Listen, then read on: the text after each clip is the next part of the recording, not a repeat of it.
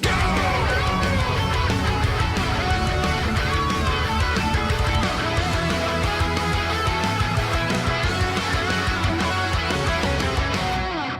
been something that I've been wanting to do for a hell of a long time. It's a series of videos that talks about a lot of the fighting games people have questions about, and especially the ones that I might not play as much anymore, or everyone's just like, why aren't you playing this? What happened to that?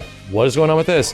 And I realized over time that I sometimes tell people what I feel about a game. It's like stuck in a moment on Twitch and someone has to go find it in between, you know, literally thousands of hours of other shit. I figured it'd be a good idea where I just compile everything that I've thought about a game, that I feel about a game, into one video and call that Hype Check.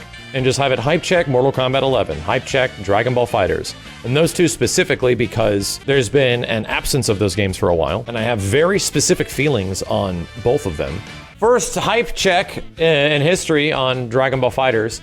And it's funny, just immediately by sitting here and looking at this game, I personally feel that Dragon Ball FighterZ is the best execution of fighting game visuals of all time. And I think there's other fighting games that have better visual fidelity that do exist out there. However, Dragon Ball FighterZ, for what they were trying to do visually with this game, killed it, dude. The amount of reference, the amount of perspective, the references to the mangas, like so much shit. Loves the hell out of its legacy. And going back to 2017, when I first got to play this game, I was playing another little fighting game at the time, which was just conveniently right around that time frame. And it was a fan-made Mugen game called Hyper Dragon Ball Z. And Hyper Dragon Ball Z was a game that's been made for a long time, but it was designed as a Capcom-esque sort of 1 versus 1 Dragon Ball game. Custom sprites, like all this shit. And I loved it. I thought it was incredibly fun. Had a ton of references, had a ton of like perspective to the show, and it was absolutely brilliant. Those guys are still updating that game, and Hyper DBZ is super good if you have never checked it out. But that happened right before this. So I was not really a huge Dragon Ball fan. Everyone knows what Dragon Ball is, but I wasn't like huge into it. But the funny thing is that playing that game and seeing all the crazy references during the level 5 supers or whatever the heck it had made me want to go look up moments, which eventually led to me watching quite a bit, not a lot, of Dragon Ball Abridged, which is where I absorbed most of my Dragon Ball information. This was all very convenient because Dragon Ball FighterZ was announced, no shit, within like a month and a half after that. It felt like it was super fast. This game, just being a Dragon Ball fighting game, wouldn't have been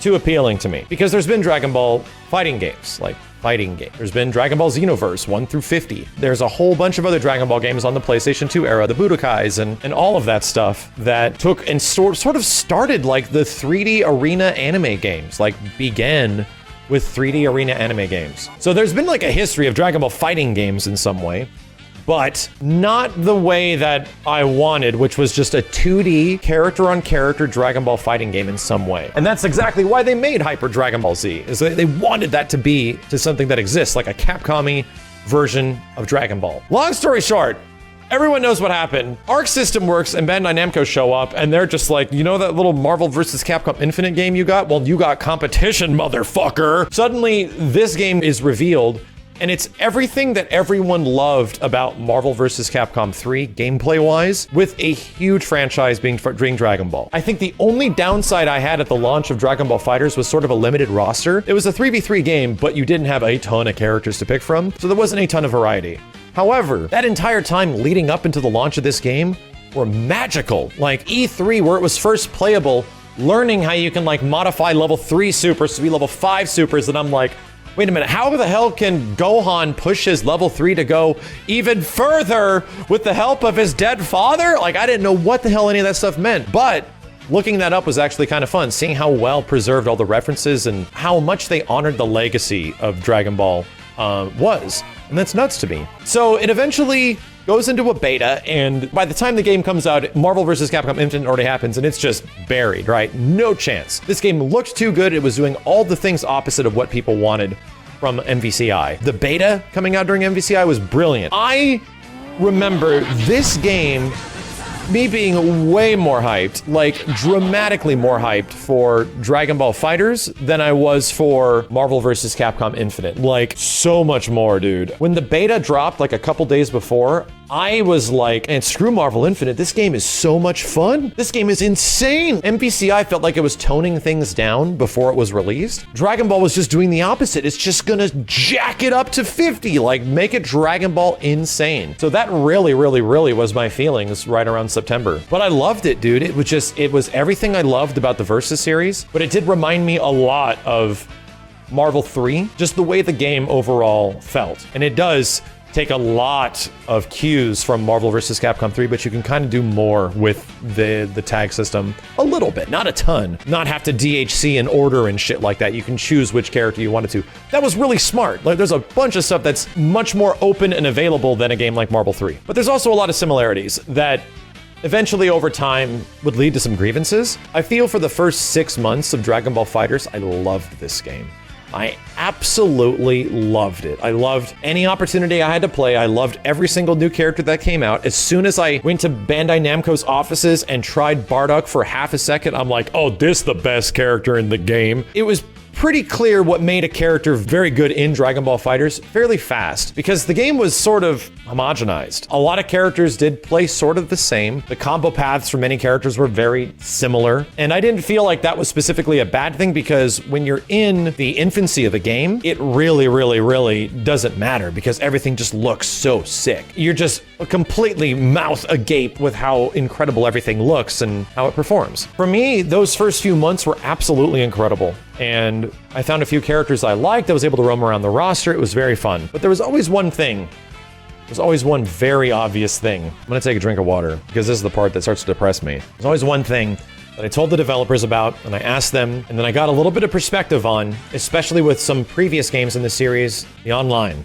Unfortunately, Bandai Namco's online efforts can be a little weird sometimes. And do they actually take in the effort to fix and adjust their online? Sorta. They'll make improvements on what they already have, but this game didn't run amazing online. And the other part that was extremely painful to deal with was the matchmaking. Matchmaking just never felt like it worked. It always felt like it matched you up with random people in random ranks. Even if you were choosing the same rank or higher ranks, it was all the damn time. And I learned a bit of this from some other Dragon Ball fans that were with us. And I'm like talking to them about the previous games. I'm like, what happened to Xenoverse? Did they eventually ever fix that? Long story short, no. Always ran kind of terribly online. They said they would fix it. They would try to fix what they had, but they never had the budget to go in and do anything, because the relationship that Bandai Namco has with Dragon Ball is kind of a weird one. It seems they have to release a Dragon Ball game like once a year. It has to be a brand new Dragon Ball game every single year in order to sort of keep their license or some crazy thing. I was hoping this game was gonna be the exception. I'm hoping that this game was gonna be like, okay, well, they're gonna update it, they're gonna change it, there's probably gonna be a Dragon Ball FighterZ 2, I don't even know if that's gonna happen, but it seemed like some of the licensing issues in order to keep the license didn't allow them to maybe give as much love and care and attention, because I think overall, like, Xenoverse ended up selling way more than Dragon Ball FighterZ. Like, believe it or not, this game didn't sell as good as maybe even the latest Xenoverse game. I'll have to go back and check, because it's been a while since we heard of the sales of this game. But that's crazy to me. That just goes to show you how much people love the shit out of Dragon Ball. It's insane. I don't blame them. This game, just for its visual style and who it was being made by, and the fact that it was a 3 versus 3 tag team fighting game, immediately had me interested. It was like, let's go. Like, this is just exactly what I'm looking for game-wise right now. But it definitely fell into the same feelings I had of another fighting game, a fighting game that I absolutely loved, a fighting game that I could largely and critically respond to with like my career. And it's the beginning of everything I started on YouTube, which was Marvel vs. Capcom 3. Marvel 3 shares a lot of similarities with this game. And the big one with me personally is that I learned to really not enjoy playing Marvel 3, but I liked watching it. And that pretty much happened to me with Dragon Ball FighterZ. It was a combination of mechanics, and it was a combination of frustrating online. And with Marvel 3, the specific mechanic that really frustrated me was X Factor. When I lost from somebody using X Factor, I wanted to eat my hand. When I won using X Factor, it didn't feel satisfying. And then the online was bad. In Dragon Ball FighterZ, I would say it's probably Super Dash. I think some of the character grievances I had with everyone sort of being similar can be alleviated with like interesting neutral. But to me, the core game of just moving your characters around felt very frustrating, because over time, Super Dash, while being a very fun mechanic in the first few months of the game being out, it gets me free damage. Woo! I'm gonna fly all over the place. Somebody can try to 2H me if I'm within a certain space, or you can try to predict it, but I can just, you know, assist in homing dash. Woo! It was fun.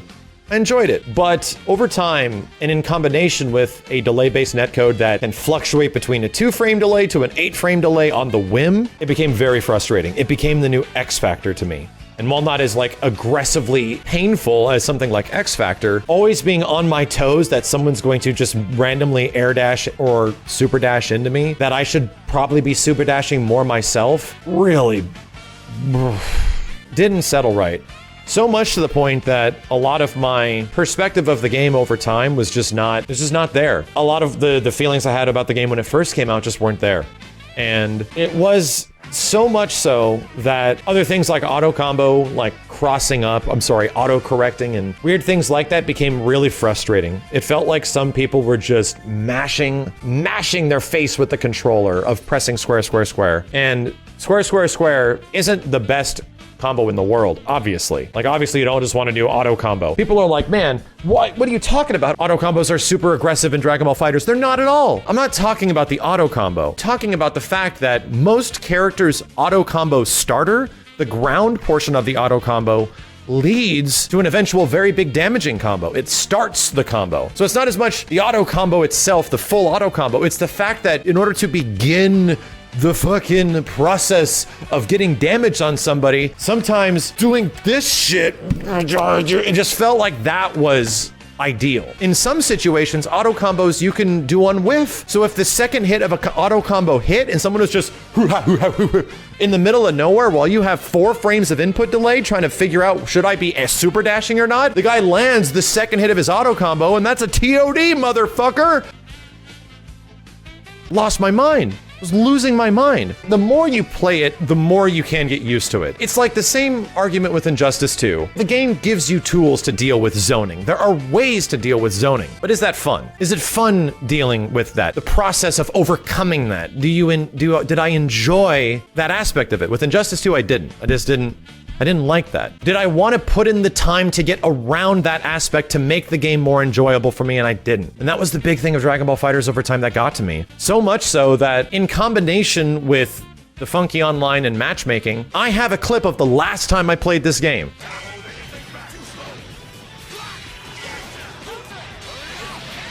We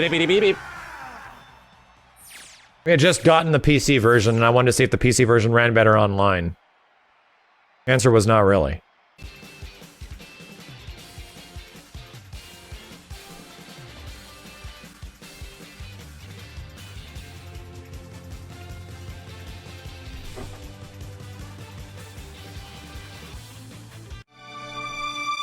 Want to actually consume my hand. That wasn't though a one-time situation, that was a long time. Like, shit was happening all night long. Long story short, when you play a fighting game enough, so much to the point where you have a decent understanding of what the hell's going on, what the characters are doing, how they're conducting themselves, and if the game at that point is still not fun, even if winning doesn't feel good, and that was the way I felt for like the past 3 months of jumping on and playing the game, winning wasn't fun. And even though you're winning like 2 out of every 3 games, dealing with the issues of the online, dealing with Super Dash, dealing with people just hitting their faces against the buttons, and I felt like I was done. And it felt like there would have to be dramatic changes to the game in order to get me to come back to it. Number one, I thought Super Dash should be slowed down by like 5 frames, make it even more reactable, especially considering the online environment that most people would be playing the game in. I was hoping that things like auto combos could be toned down a bit. Maybe they didn't auto correct, or on whiff, they didn't do the same things that they always do. There was a lot of little things that I hope they did. I actually hope they increased the damage of the game, just because like matches go on a little too long. If those things happened, I'd actually be excited. Like, no shit. I would be jazzed if Dragon Ball FighterZ 2 got announced and there's like even more stuff we can do with the teams, more things you can do defensively, because that was the big one. Dragon Ball FighterZ is the greatest example where this is the most unga bunga fucking fighting game that you can possibly have. Of course, I like fighting games that are crazy and unga-bunga-y and have big combo options, and this game absolutely has that. A lot of people were like, man, this game is gonna be terrible because the combos are awful. You just do the same combo over and over again. That's total horseshit. That was absolute bullshit. This game's combo system allowed for way more stuff and more creative, and to be honest, was my absolute favorite shit of Dragon Ball FighterZ. This was day -1, and just figuring stuff out, and I love this, dude. This game is one of the greatest games of just figuring shit out with your team and what they can do. All the way beyond. This was before the game was even out.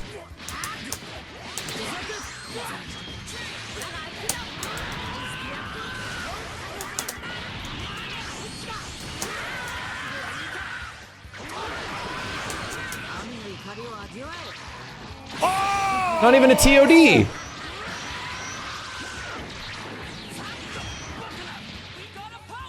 Clip it, ship it. We did it. I loved it. Figuring stuff out with your team is so good. It is so satisfying. Like, honestly, it gives me so many memories of Marvel vs. Capcom 3. It's insane because what was one of the most fun things of Marvel 3? Figuring the shit out you can do with your team. Trying to create some insane synergy that the characters can do. And this eventually evolved into insane, like, TOD combos. Let me see if I can even find one of those, because one of my longest streams I ever had was just dedicated to figuring out TODs with characters, stands for Touch of Death, trying to find the craziest stuff you could do. And the whole point was that you wanted to land it against somebody online. This was like a 6 to something. This was like a 10-hour stream of just figuring shit out with characters the first day they were out and just loving every second of it.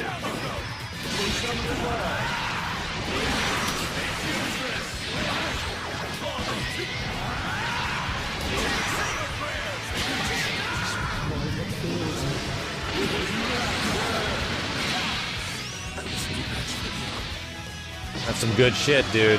And then I immediately remember having to jump online and trying to do this shit, much less having to deal with that online environment. This is called lab time, but we'll call it the fun zone. Let's fucking go! Fuck! It is true. This ended up being my favorite thing in Dragon Ball FighterZ, is just learning shit with characters and figuring out what the hell the team construction is actually possible. And I still think Dragon Ball FighterZ is one of the few fighting games that's out there that allows you to do that. That just makes it so that we're gonna get crazy with stuff. Unfortunately, similar to Marvel 3, a lot of other stuff in the game circumvents that reason. It actually is like, well, this other stuff is so good that there's no reason for you to do that. And that's the part that is like aggravating when you have to jump online in combination with online stuff. Long story short, I think Dragon Ball FighterZ is probably one of the best fighting games of this generation. I can absolutely see why people would love that shit, that don't mind things, don't mind it's online. You're a Dragon Ball fan and you came from Xenoverse, the online of this must be like Jesus' dream, and dealing with things like Super Dash must not even be an issue at all, considering the crazy bullshit you probably had to deal with in Xenoverse, and the crap that I heard from Xenoverse players was insane. So coming from that, this was like a dream come true.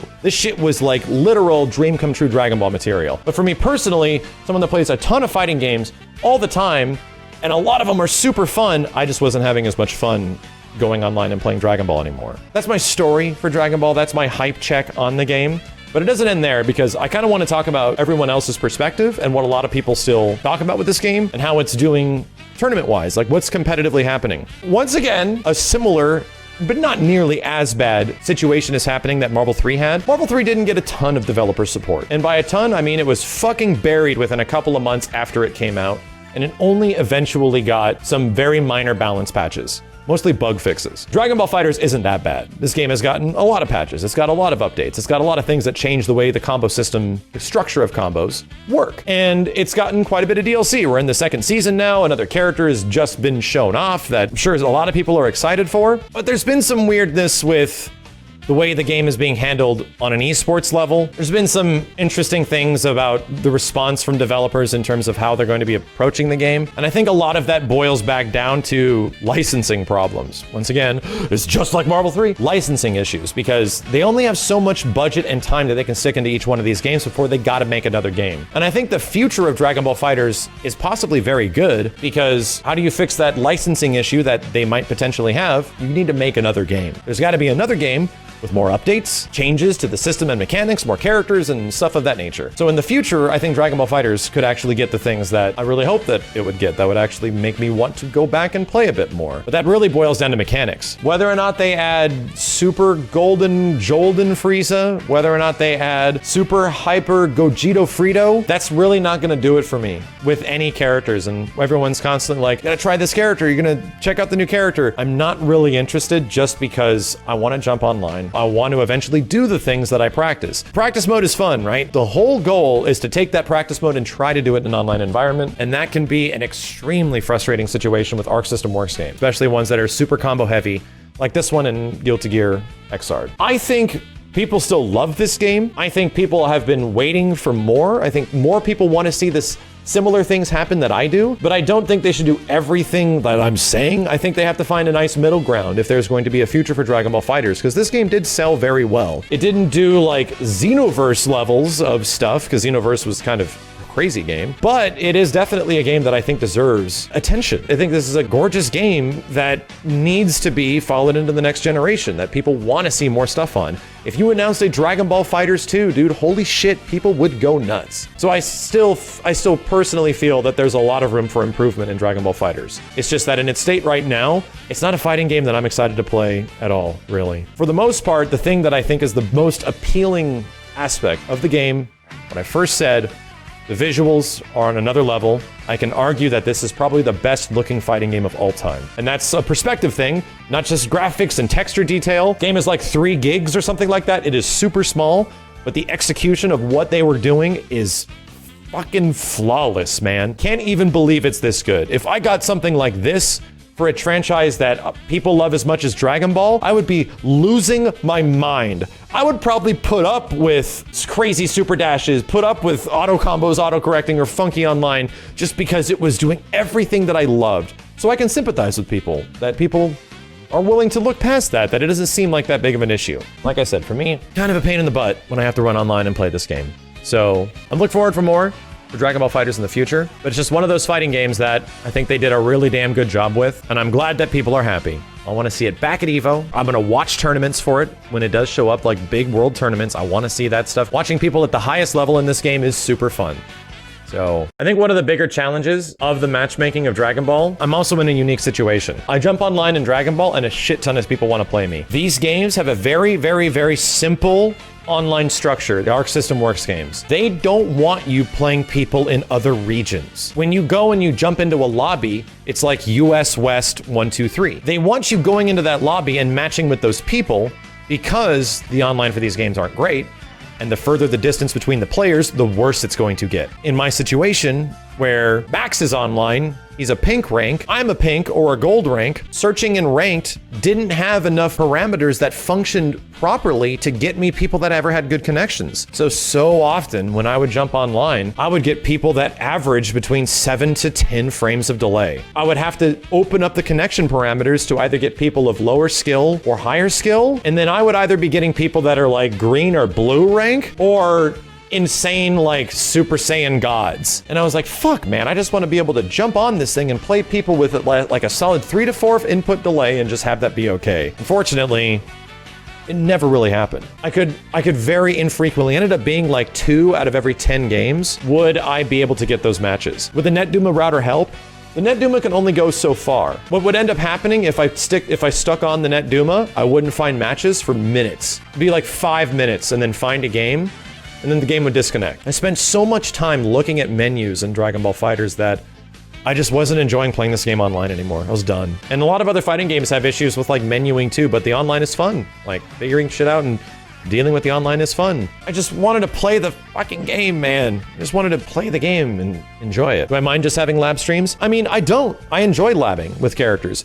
But the ultimate purpose of a lab is that I want to take the things I've learned and I want to try to execute them in an online environment, or at least against people. Like, labbing a character and then executing that against humans are two completely different parts of the brain, and to link one together just takes time and experience. So you have to be stuck in a situation, now I gotta do this. The muscle memory of doing it is totally different than the muscle memory of playing the person and then attaching that muscle memory. That link is, some people are very good at it, some high-level players are extremely good at it.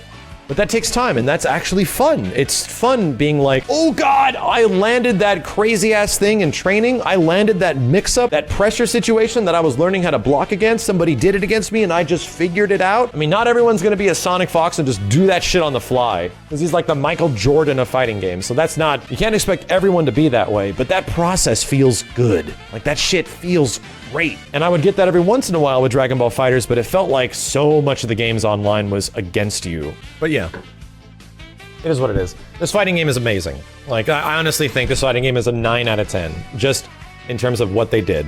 I got a lot of time in with it. Those first 6 months were amazing. I wouldn't trade them for everything. I think it's still a 9 out of 10, regardless of my own personal feelings.